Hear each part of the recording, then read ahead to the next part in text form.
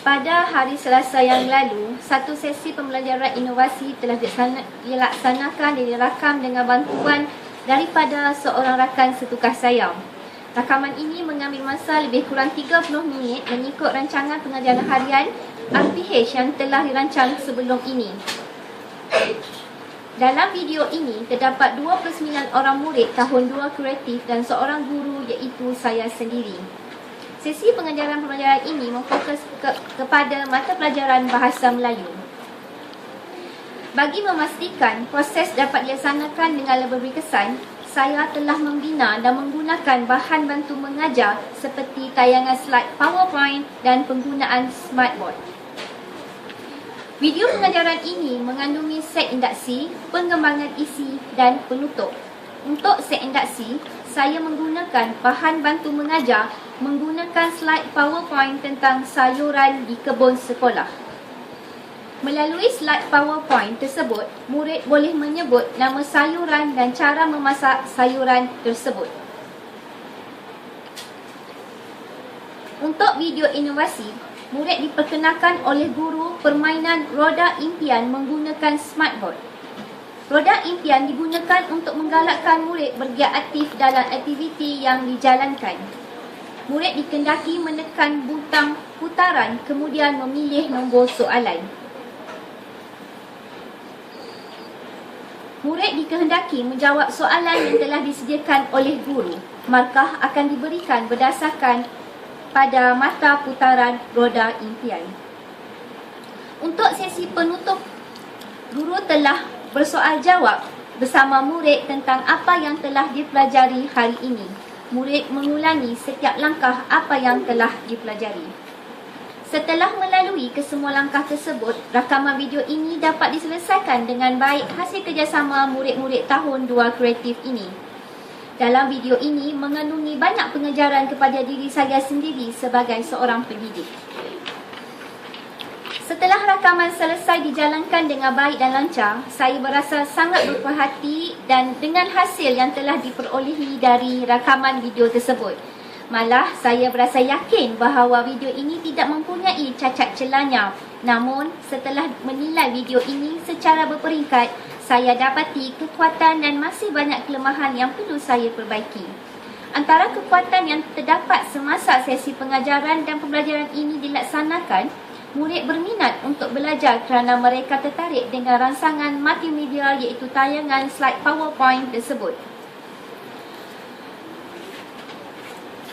Penggunaan warna yang menarik, secara tidak langsung, kefahaman murid juga dapat ditingkatkan. Kekuatan yang kedua ialah penggunaan smartboard. Smartboard yang digunakan semasa sesi pembelajaran ini dapat menarik minat murid bermain permainan roda impian. Roda impian ini mempunyai saiz yang besar dan warna yang terang. Kepelbagaian penggunaan bahan bantu mengajar dapat meningkatkan keseronokan dan tumpuan mereka. Ini kerana penggunaan smartboard dapat meningkatkan pengetahuan yang luas dalam bidang IT yang mana murid terus untuk mengikuti proses pembelajaran. Kekuatan yang ketiga ialah peneguhan positif yang diaplikasikan oleh guru kepada murid-muridnya. Contohnya pujian seperti tahniah baik dan perlakuan seperti menepuk tangan. Peneguhan positif sesuai diaplikasikan oleh guru semasa proses pengajaran dan pembelajaran di mana murid akan merasa diri mereka dihargai dan secara tidak langsung keyakinan murid dapat ditingkatkan. Namun begitu, terdapat juga beberapa kelemahan yang telah dikenal pasti oleh saya hasil perbincangan yang telah dilakukan bersama rakan setugas. Kelemahan pertama ialah tidak dapat mengawal kelas dengan baik. Semasa proses pengajaran dan pembelajaran dilaksanakan, murid berebut-rebut untuk tampil ke hadapan bagi mencuba papan smartboard. Oleh itu, untuk sesi pengajaran dan pembelajaran akan datang, saya akan cuba merancang sesuatu aktiviti yang dapat menggalakkan pergerakan murid seterusnya meningkatkan penglibatan murid secara aktif semasa proses pengajaran dan pembelajaran dilaksanakan oleh guru. Kelemahan kedua ialah pengurusan masa semasa pengajaran dan pembelajaran. Masa yang diambil oleh guru untuk penyampaian maklumat adalah terhad. Walaupun mengikut rancangan pengajaran harian, masa diperlukan adalah 30 minit, namun semasa rakaman dijalankan, guru hanya melaksanakan proses pengajaran dan pembelajaran selama 20 minit sahaja. Oleh itu, pada masa akan datang, saya akan mempelbagaikan lagi aktiviti seperti bermain dalam satu sesi pembelajaran saya.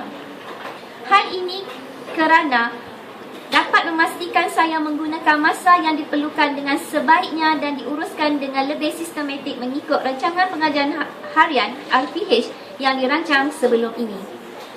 Justru itu, saya akan membuat penambahbaikan pada masa yang akan datang bagi mengatasi semua kelemahan yang telah dikemukakan sepanjang sesi pengajaran dan pembelajaran yang telah dijalankan sebelum ini.